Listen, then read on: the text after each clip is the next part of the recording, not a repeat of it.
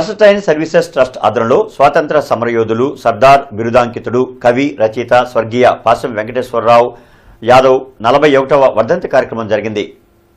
కనీస చదువు లేకున్నా ఛందస్సుతో కూడిన సాహిత్య రచనలు చేసి పలువురిచే ప్రశంసలు అందుకున్న మహానుభావుడు యాదవులు కీర్తిశేషులు పాసం వెంకటేశ్వరరావు యాదవ్ అని రాష్ట్ర ప్రజల చేత సర్దార్గా గౌరవించబడుతున్న గౌతు లచ్చన్న తనే స్వయంగా పాసం వెంకటేశ్వరరావు యాదవ్ ని సర్దార్ బిరుదుని ప్రదానం చేసి గౌరవించడం జరిగిందని వర్స్టైల్ ట్రస్ట్ చైర్మన్ పాసం శ్రీకృష్ణ దేవరాయ యాదవ్ అన్నారు.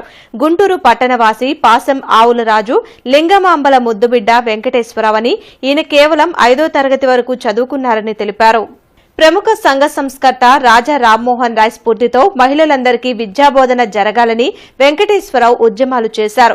ఉద్యమించడమే కాదు తన ఇంటిలోని వారందరికీ చదవడం రాయడం నేర్పించి తాను ఆదర్శంగా నిలిచారని యాదవ హైస్కూల్ కరెస్పాండెంట్ మైలా అంజయ్య అన్నారు. ఆయన స్వాతంత్ర సమరయోధుడిగా ఈ గుంటూరు నగరంలో నుంచి స్వాతంత్ర ఉద్యమంలో పాల్గొనడం జరిగింది. అదేవిధంగా ఈ గుంటూరు నగరంలో మున్సిపాలిటీ ఏర్పడినప్పుడు మరి కౌన్సిలర్గా పనిచేయడం జరిగింది. మరి అరండాలపేట చుట్టుపక్కల ప్రాంతాలు పొట్టి శ్రీరామనగర్ భారతపేట ప్రాంతాల్లో ఆయన కౌన్సిలర్గా పనిచేసి మరి పేద వర్గాలకి నివాసానికి మరి ఇళ్ల స్థలాలు మంజూరు చేయించడం కానీ అదేవిధంగా పేద పిల్లలు ఎవరైతే ఉన్నారో వారందరూ కూడా ఆ రోజుల్లోనే ఉన్నతమైనటువంటి విద్యావంతులుగా తీర్చిదిద్దడానికి ఆయన కృషి చేయడం జరిగింది.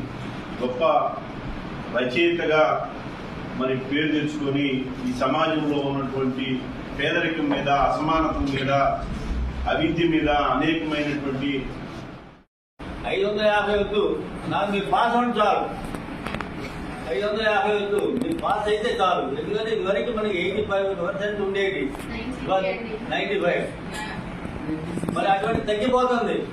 10 సంవత్సరాలు చూస్తున్నాం. కాబట్టి వాళ్ళు ఎందరో ప్రోత్సాహం ఎన్నో ఇస్తున్నారు మీకు. మొన్ననే మనకి బాలినేని హరిబాబు గారు కూడా ఇచ్చారు. మీకు రమాదేవి గారి భర్త మరి ఎన్ని ఇస్తున్నారు. మరి ప్రభుత్వం వాళ్ళు మీ అందరికీ ఉచితంగా బట్టలు ఇస్తున్నారు, అన్ని సౌకర్యాలు ఇస్తున్నారు ప్రభుత్వం వాళ్ళు. కానీ మీరేం చేస్తున్నారు?